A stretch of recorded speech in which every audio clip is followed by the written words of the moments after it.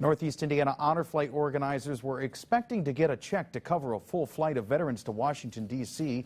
However, what was presented to them was more than they could imagine. News Channel 15's Kelly Roberts was there for the surprise. She's in Studio 15. The Honor Flight program relies on donations and fundraisers to help fully sponsor area veterans' trips to Washington, D.C. A full flight of veterans costs about $70,000. The Paulding Putnam Electric Co-op set out to raise that much, but in the end, they doubled it.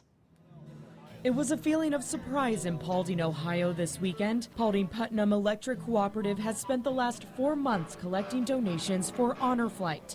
But when Honor Flight organizers came to pick up that $70,000 check, they got something else. We've heard some rumors that they've exceeded that, but those rumors were true. $141,754.90 going to Honor Flight.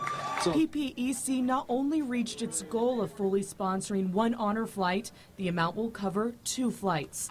Flights taking veterans like Bob Franklin to the memorials honoring his service. World War II memorial was wonderful. It was nice. Franklin took the most recent Honor Flight from Fort Wayne 2 weeks ago. In Washington, D.C., U.S. Senator Joe Donnelly presented him with a medal for his service on the USS Yorktown. To me, I was doing my job.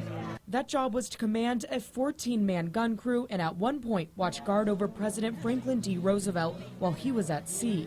And it's stories like those that make Honor Flight organizers work so hard to provide as many trips as they can. Events like the check presentation help get the word out to veterans in the area. there's still some people living under rocks that never heard of Honor Flight.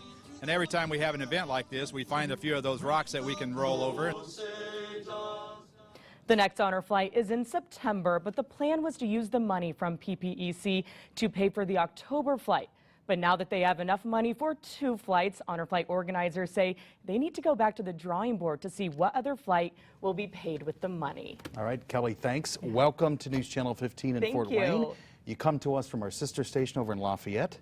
What drew you into the Summit City? You know, I'm from Lafayette. It was time to leave, and everyone here at Wayne has been amazing, and I know that it was a good decision, and I'm very, very excited to be here and get to know the Fort Wayne area. Tell us something about yourself. What's something we should all know about Kelly?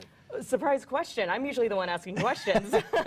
Well, I love to travel. My most recent trip was to Peru in South America.